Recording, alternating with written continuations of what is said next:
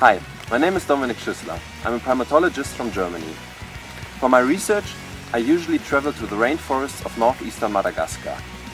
For you to have a feeling how rainforest sounds like, I'm in a rainy forest here in France.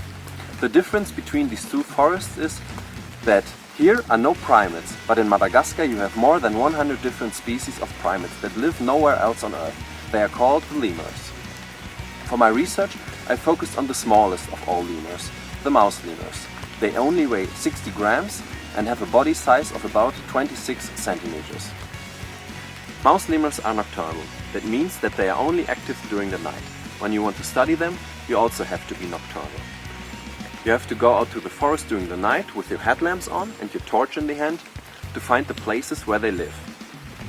On the next day you can come back and survey the vegetation so that you can find out what they like, what they maybe eat, what fruits they can find there, what insects they can find there, to study what they prefer as a habitat. Our knowledge on mouse lemurs is still limited. Today,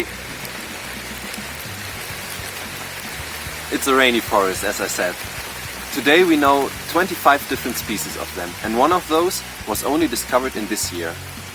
For most of them, we still don't know what they like for food or what habitats they prefer, or what functions they have in the ecosystem. So please help protect them, because there are still so many things to explore about mouse lemurs.